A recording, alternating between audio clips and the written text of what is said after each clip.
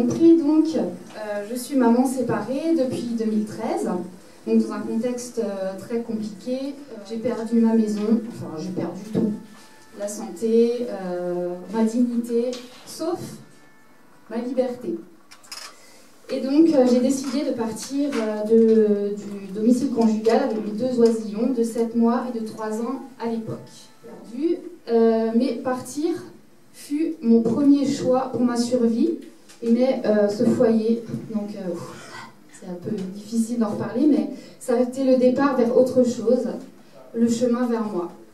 Donc la perte de tout m'a permis de gagner mon avenir. Je peux dire que ma précarité, à ce moment-là, a été ma chance. Je le répète, elle a été ma chance. Donc il a fallu faire des choix. Je n'avais pas de RSA en place, il n'y avait pas d'argent, rien. Donc s'est établi vraiment chez moi une capacité d'adaptation. Donc rétablir ma santé psychique quand on n'a pas une thune, on va où?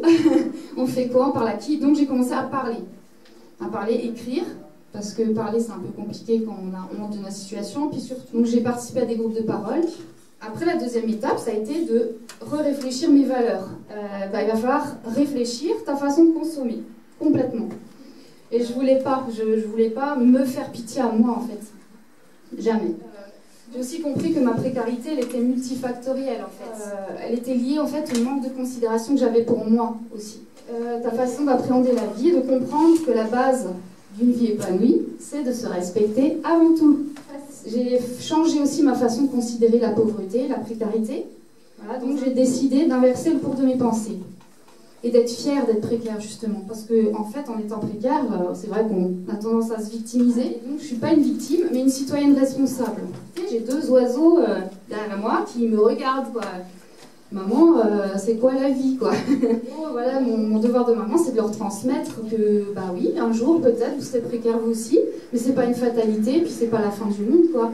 Ils sont contents, puis ils me disent souvent, mais tu sais maman, mais 3/4 de la population mondiale ils sont pauvres. Bah, on est comme tout le monde, nous, voilà, les riches, en fait, ils sont rares.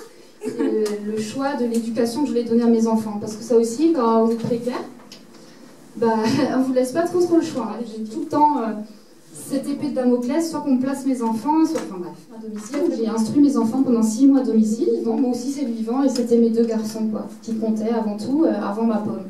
Et qu'il faut aller au bout de ces choix. Et les assumer, parce que même si on est précaire, et bah, oui, on a le droit à la parole, oui, on a le droit à faire des choix de vie. Autant quand elle m'a dit, Madame, bravo, vos enfants ils ont bien... Bah, punaise, j'étais fière. J'étais fière de moi, fière des enfants. J'ai puré, on a réussi, quoi. Et donc, je me dis, voilà, j'ai eu quelque part raison de me battre. J'ai eu totalement raison, même. Donc, faire des choix et être précaire, ça paraît antinomique. Mais justement, j'ai choisi de préserver cette capacité de faire des choix, absolument, car cela fait partie de ma liberté.